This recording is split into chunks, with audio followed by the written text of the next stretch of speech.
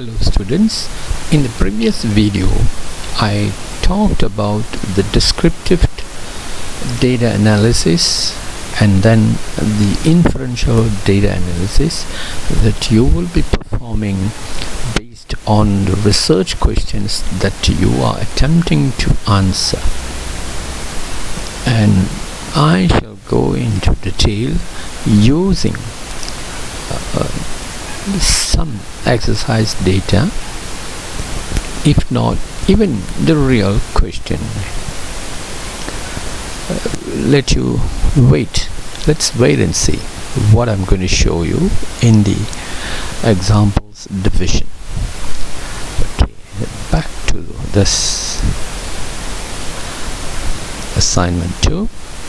It's written here as you need to pass up the Friday of the 10th week.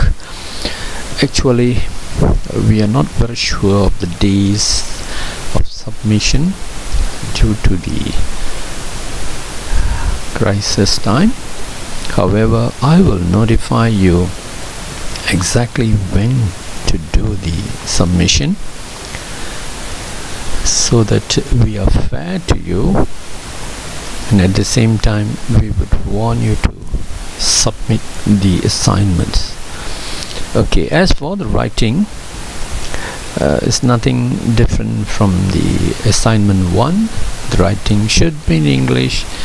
The length is a bit lesser now, it's about 1500 words or equivalent, and then the formatting is still 9 Times New Roman font 12 with 1.5 spacing. Clear title is clear title for the research work. The course title, the name of your ID or your ID, and on the cover sheet, and the rest I think you can read that. Okay, that's not very important.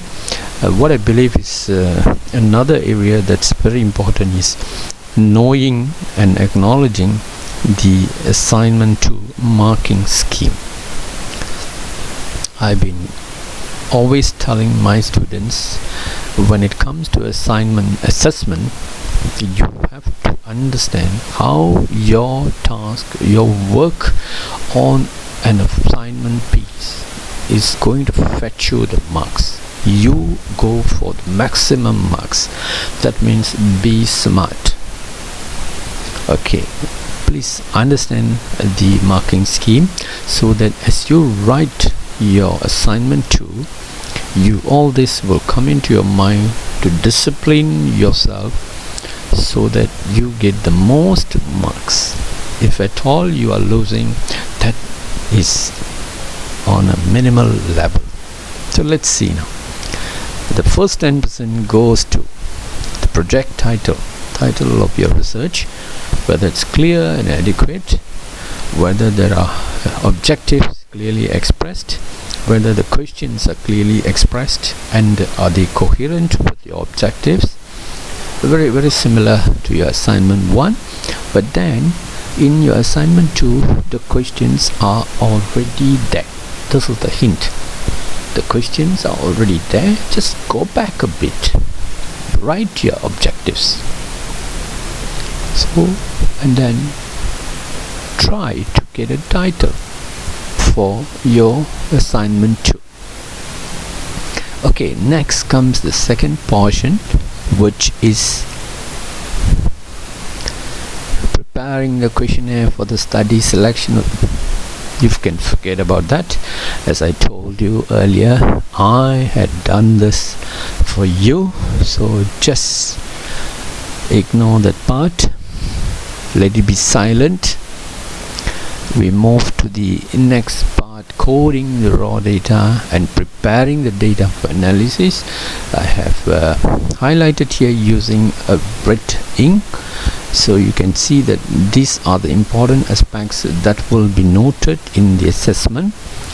Whether you can identify the variables that you are studying, whether you can identify independent and dependent variables if there are, whether you were able to clean the raw data and prepare the data set for the analysis. Next, you have to carry out the analysis, both the descriptive and the inferential, okay? And then be able to display them in your write-up. If you were looking for the mean values, the SPSS data will provide a table, but that table may not be accepted. I mean, the layout, the format may not be accepted for the write-up in a thesis, so you have to transfer and modify the frame of the table. This you will learn from your articles that you have referred. You can see how a table is drawn, and you see, normally we do not draw tables in the tables or cells form. We only have horizontal lines. You see, you have to look at some tables. If you are really interested and wish to see some examples, maybe I shall provide you when I'm doing the exercise with you later on a different video. As for now, remember, you have to do a descriptive analysis whereby you may be getting only statistics like mean, median, mode, dispersion and things like that. Okay, next comes the inferential analysis. Maybe for certain questions that are looking for significant differences, significant relationship, this is where we need the inferential stats. So you must do the statistics analysis, after which you must be able to interpret it and then bring over into your text writing part, and then you have to put them back in a different format or rather style. As I've been telling you, only use horizontal lines, no more boxes, and then you display them, you describe them, then you make your interpretation of your data, make your interpretations carry a lot of values in the inferential statistics, and they have to be correct, not simply guesswork. So be a researcher, a practicing researcher. And then finally you need to give some concluding remarks, meaning that you have to put clearly in the full findings of both the descriptive and different inferential analysis, after which I give a statement of conclusion.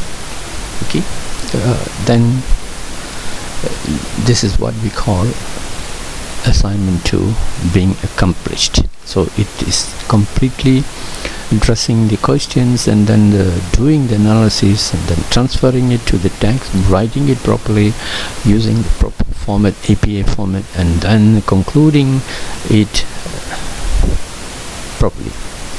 That's it. So you need not worry. And then we see the total marks are there. As I've been telling you, make sure you score the most marks by addressing these little items that are shown in the marking scheme. I have highlighted some of them, but do not leave them, because this is where you can gather more marks. See, even if you forget to write something else, not what is mentioned in the item, it is silent. Nobody knows it and nobody penalizes you. But then when you did not put what is supposed to be, then you may lose marks. So avoid from losing marks. Make sure you get the maximum marks. Of course, with my examples here and there in later videos.